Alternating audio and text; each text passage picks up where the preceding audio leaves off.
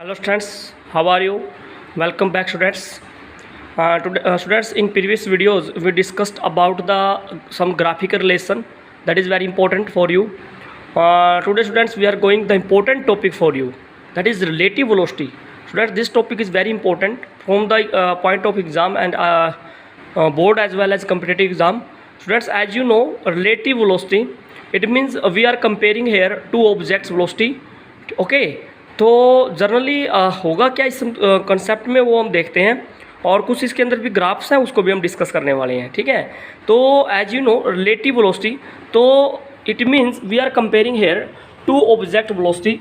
Let's say students this is object A and this is object B. Okay, मैं कहता हूँ कि object A move कर रहा है, ऑब्जेक्ट बी भी मूव कर रहा है. ठीक है, तो मैं कहता हूँ कि ऑब्जेक्ट ए की बी के साथ कंपैरिजन करें या बी ऑब्जेक्ट की वेलोसिटी ए के साथ कंपैरिजन करें, तो दैट इज़ रिलेटिव. तो अगर मैं कहता हूँ कि velocity of object A with respect to B, यानी कि अगर मैं ऐसे लिखता हूँ velocity of object A with respect to B, it means हम ए की कंपैरिजन कर रहे हैं किसके साथ भाई, बी ऑब्जेक्ट की वेलोसिटी के साथ. ठीक है, तो velocity of object A with respect to B, या मैं ऐसा क्या लिखूँ, velocity of object B with respect to A. ठीक है, तो अगर हम ए ऑब्जेक्ट की बी ऑब्जेक्ट की वेलोसिटी के साथ कंपैरिजन करें तो उसको हम फिजिक्स में कैसे पढ़ते हैं, velocity of object A with respect to B. तो इसका फॉर्मूला क्या आ जाएगा भाई, velocity of A minus velocity of B. हम इसको निकालेंगे आज. ठीक है, सिमिलरली अगर हम वी बी ए की बात करें तो इसको फिजिक्स में कैसे पढ़ते हैं, velocity of B with respect to A. ठीक है, उसका फॉर्मूला हमने निकाल दिया V B minus V A. ठीक है जी, तो ये दोनों फॉर्मूले किस पे है, when object are moving in the same direction. ठीक है, अगर दोनों ऑब्जेक्ट सेम डायरेक्शन में मूव कर रहे हैं तो उनके फॉर्मूले ऐसे ओपन किए जाते हैं स्टूडेंट्स. ठीक है, अब जनरली क्या है, देखो हम बात करते हैं आपके आइडिया क्लियर करते हैं पॉइंट. जैसे मैं कहता हूँ कि लेट्स से ये कोई रेलवे ट्रैक है, दूसरी भी रेलवे ट्रैक इसके पैरेलल में है. ठीक है, मान लेते हैं कि ये एक ट्रेन इधर ट्रेन ए यहाँ इस ट्रैक पे मूव कर रही है और इसके पैरेलल या एंटी पैरेलल अनदर ट्रेन भी रन कर रही है. ठीक है, ट्रैक पर. तो अब क्या होगा, दोनों आपस में क्या कर रही है, अपनी पोजीशन एक दूसरे के रिलेटिव चेंज कर रही है. ठीक है, तो चेंज ऑफ वेलोसिटी या change of position of one with respect to another, ठीक है, that is called relative velocity, क्योंकि टाइम भी तो चेंज हो रहा है ना. तो change of position with respect to time of A with respect to B, that is relative velocity. Okay, तो अब हम इसको वन बाय वन जो भी है इसको डिस्कस करेंगे आपके साथ. आई थिंक मुझे लगता है कि ये जो ब्रीफ इंट्रोडक्शन था वो आपको समझ में आया बिल्कुल. ठीक है जी, तो बात करते हैं relative velocity of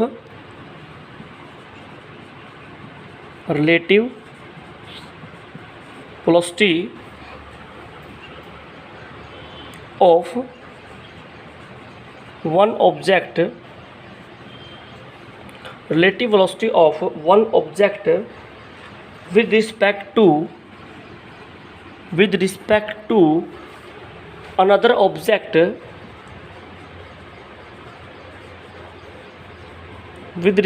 to another object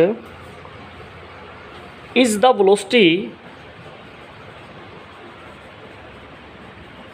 the velocity with which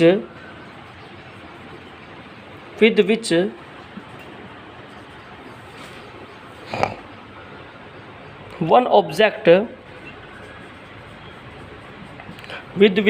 object moves with respect to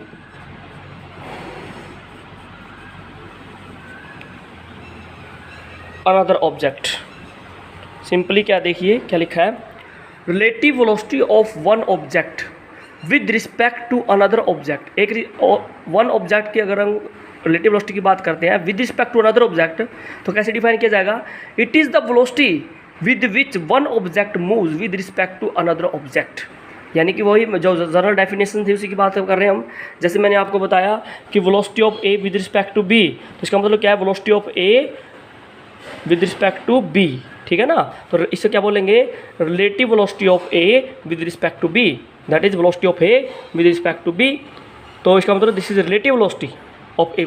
अगर हम कहें relative velocity of B with respect to A, तो V B minus V A. ठीक है, तो जनरली वही बात इसमें डेफिनेशन में आई है भाई कि अगर किसी ऑब्जेक्ट की आप रिलेटिव वेलोसिटी निकाल सकते हो करते हो with respect to another object, तो कैसे निकलेगी? It is the velocity with which one object moves with respect to another object, यानी कि दूसरे ऑब्जेक्ट के रिस्पेक्ट में जो फर्स्ट ऑब्जेक्ट है वो अपनी वेलोसिटी कैसे चेंज करता है, that is called relative velocity. ठीक है फ्रेंड्स, अब देखिए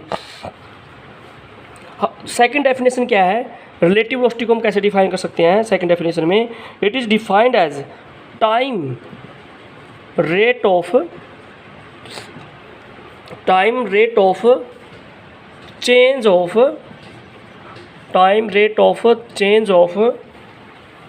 relative position time rate of change of relative position of one object with respect to another। ये भी देखो बिल्कुल सिंपल सी डेफिनेशन आ गई है। देखिए क्या कह रहा है ये, time rate of change of relative position of one object with respect to another. As you know students, अगर हम पोजिशन को टाइम से डिवाइड करें या डिस्प्लेसमेंट को टाइम से डिवाइड करें तो क्या आता है? वेलोसिटी आता है। तो time rate of change of relative position, यानी कि एक ऑब्जेक्ट की जो पोजिशन है दूसरे ऑब्जेक्ट की पोजिशन के साथ कैसे चेंज हो रही है टाइम के साथ, that is also called relative velocity students. ठीक है, तो ये इसकी एक जनरल डेफिनेशन थी। अब हम क्या करते हैं, इसका एक डेरिवेशन करते हैं। ठीक है, डेरिवेशन से फिर इसका कुछ कंक्लूजन निकालेंगे। तो डेरिवेशन क्या स्टूडेंट्स देखते हैं। बेसिकली मान लेते हैं कि टू ऑब्जेक्ट्स है, let's say this is object A और this is object B. Okay, तो मान लेके चलते हैं कि दो ऑब्जेक्ट्स हैं आपके बेटा, तो they are moving with uniform velocity v1 and v2 along parallel straight track in the same direction. मान लीजिए मैं कहता हूँ लाइक दिस वन, दोनों के दोनों ऑब्जेक्ट कैसे मूव कर रहे हैं भाई? They are moving with uniform velocities along parallel straight tracks in the same direction. मान लीजिए this is parallel one straight track, this is another track. Okay, ये ऑब्जेक्ट ए है, इसकी वेलोसिटी v1 है और सेकंड वाले की वेलोसिटी कितनी है भाई? v2 है। ओके, पैरेलल ट्रैक पे मूव कर रहे हैं। ठीक है जी, मान लेते हैं कि दिस इज द ओरिजिन, ये क्या भाई? ओरिजिन है, ओरिजिन है। ठीक है, मान लेते हैं कि जब टाइम जीरो था, ओके, जब टाइम जीरो है, T equal to zero time की बात करते हैं, तो यहाँ पे फर्स्ट ऑब्जेक्ट की जो पोजीशन है दैट इज x01। ठीक है, और जब टाइम जीरो है तो यहाँ पे दूसरे ऑब्जेक्ट की पोजीशन है भाई x02। ओके, तो x01 and x02 these are the position of the objects A, this is A object and this is object B. तो ऑब्जेक्ट ए जब टाइम जीरो है तो उसकी पोजीशन कितनी है भाई? x01 from the origin. ये सेकंड ऑब्जेक्ट है, उसकी ओरिजिन से पोजीशन ये है। ठीक है, अब मान लेते हैं कि टी टाइम के बाद ये ऑब्जेक्ट कितनी वेलोसिटी से मूव करता है? v1 वेलोसिटी से मूव करता है इधर, और ये ऑब्जेक्ट कितनी वेलोसिटी से मूव करता है भाई?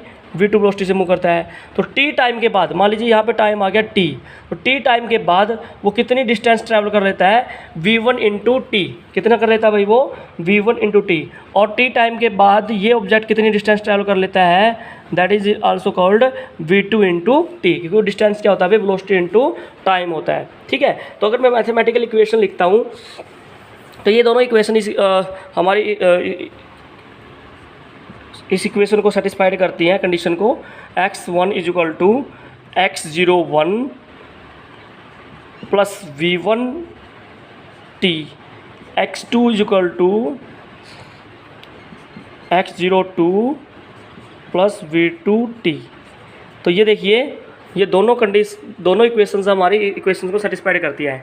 अगर टाइम जीरो था, तो इन दोनों इक्वेशंस को बंद कर देंगे तो ये आपकी पोजीशन आ जाएंगे x01 एंड x02। ये time zero T equal to zero पे है, लेकिन टी टाइम के बाद कितनी डिस्टेंस ट्रैवल कर ली? फर्स्ट ने v1 इंटू टी, सेकेंड वाले ने कितनी ट्रैवल कर ली? v2 into T. तो इसका मतलब जो पोजीशन ऑब्जेक्ट की टी टाइम के बाद ये x1 है, सेकेंड वाले की कितनी हो जाएगी अभी? x2 हो जाएगी। ठीक है, तो ये आपका इक्वेशन बन गई।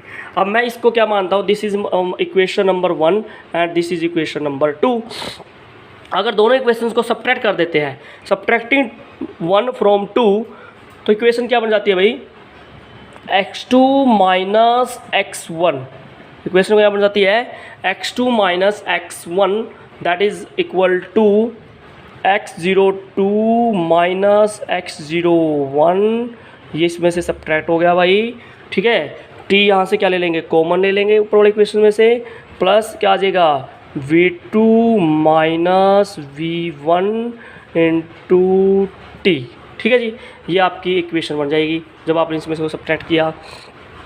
दिस इज योर इक्वेशन, ठीक है। तो इक्वेशन 1 सब्ट्रैक्ट किया किस में से भाई, 2 में से, ठीक है। तो जनरल यहाँ पे हमारा एक्सप्रेशन ये आ गया, ठीक है जी। अब देखिए अगर मैं x2 माइनस x1 को x रिप्लेस कर देता हूँ, मान लीजिए इस क्वांटिटी को क्या मान लिया मैंने, x, क्या मान लिया इसको भाई, x, ठीक है।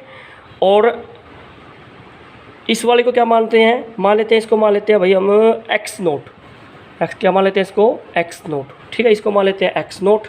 और ये क्या आपका v2 माइनस v1 ये क्या है साथ में t, ठीक है जी।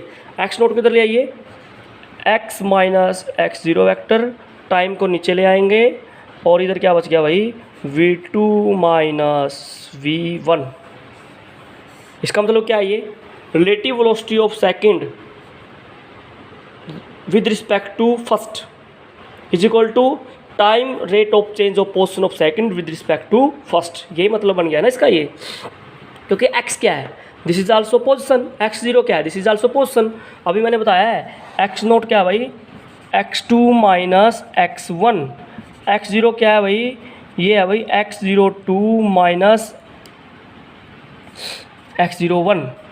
ये इसकी क्या है, इनिशियल डिस्प्लेसमेंट है और ये ये फाइनल डिस्प्लेसमेंट है और ये इनिशियल डिस्प्लेसमेंट है, ओके।